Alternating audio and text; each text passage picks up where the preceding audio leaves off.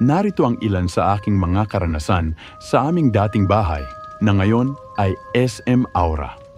Ang multo ng aking lolo. Noong huling bahagi ng dekada 80, namatay ang aking lolo. Dahil malapit lang ang burol sa aming bahay, gabi-gabi kaming umuuwi ng alas 9. Isang gabi, habang natutulog kami ng kuya ko, nagising ako bandang hating gabi. Sa may pintuan ng aming kwarto, nakita kong nakatayo ang aking lolo. Suot ang puting unipormeng pangsundalo na isinama sa kanyang kabaong. Matagal kong inilihim ang nakita ko hanggang sa minsang naikwento ko ito sa kuya ko. Laking gulat ko nang sabihin niyang nakita rin niya si lolo noong gabing iyon. Parehong-pareho ang detalye ng aming nakita. Ang hindi matahimik na bahay. Noong dekada 90, lumipat kami sa isang bahay sa loob ng Fort Bonifacio, dating quarters ng mga opisyal ng sundalo. Tahimik at madilim ang lugar, napapaligiran ng maraming puno. Sa unang mga buwan, walang kakaibang nangyayari. Hanggang sa unti-unting nagsimula ang kababalaghan. Madalas nawawala ang mga gamit, pero lilitaw din sa parehong lugar kung saan nawala. May kumakatok sa pinto, pero kapag sinabing, "Pasok," kusang bumubukas at muling sumasara.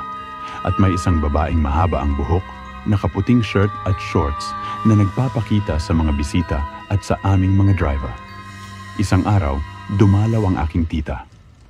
Nakita niya ang babae at inakala niyang ito ang ate ko. Kinausap niya ito habang nagluluto pero hindi sumagot. Pagkatapos magluto, tinawag niya ang ate ko para kumain pero walang sumasagot. Laking gulat niya nang malamang wala palang ibang tao sa bahay. Sa takot, lumabas siya at hindi na muling pumasok mag-isa. Ang anino sa pintuan. Isang gabi, mag-isa sa bahay ang kuya ko. May kumatok sa kanyang pinto. Akala niya ay ang aming tiyuhin kaya sinabing, "Pasok."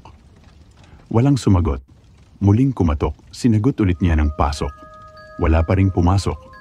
Sa ikatlong beses, dahan-dahang bumukas ang pinto. At sa kanyang harapan, isang matangkad na anino ang lumitaw. Sa sobrang takot, nagtaklob siya ng kumot at nagdasal hanggang makatulog. Hanggang ngayon, hindi niya malimutan ang karanasang yon, lalo na nang malamang nakita rin ng aming tiyuhin ang parehong nilalang. Ang tunog ng hindi nakikitang nilalang. Minsan, habang gumagawa ng kanyang proyekto bandang hating gabi, nakarinig ang kuya ko ng kakaibang ingay sa sala. Inisip niyang maaaring magnanakaw, kaya kumuha siya ng baseball bat at sinamahan siya ng aming aso para suriin ito. Sa una, tahimik ang paligid.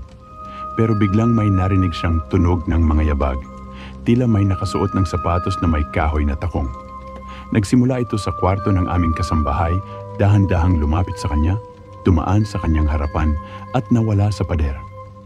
Hindi niya ito nakita, pero kita niya ang aso namin na sinusundan ng tingin ang isang bagay. Tahimik, pero tila alerto. Multo sa SM Aura, ang babaeng nakaputing damit at shorts na madalas lumitaw sa bahay namin noon ay muling nagpakita. Hindi sa aming bagong bahay, kundi sa lugar kung saan dating nakatayo ang aming lumang tahanan, na ngayon ay SM Aura. Isang security guard ang nagkuwento sa amin. Habang nagro-roving isang gabi, malapit ng maghating gabi, may nakita siyang babaeng nakaputing damit at shorts na naglalakad malapit sa Starbucks. Tinawag niya ito pero bigla itong tumakbo. Sinundan niya at saka nagulat. Tumaan ito sa escalator at biglang naglaho. Mga multo sa larawan. Alam mo bang minsan may lumalabas na mga multo sa mga litrato? Sinasabing kapag ang kumuha ng larawan o isa sa mga naroon ay may bukas na third eye, maaaring mahuli sa litrato ang mga espiritu sa paligid. Marami pa akong kwento pero hanggang dito na lang muna. Sa susunod, ibabahagi ko ang mga kababalaghan sa isang BPO sa Makati, malapit sa Ayala Triangle.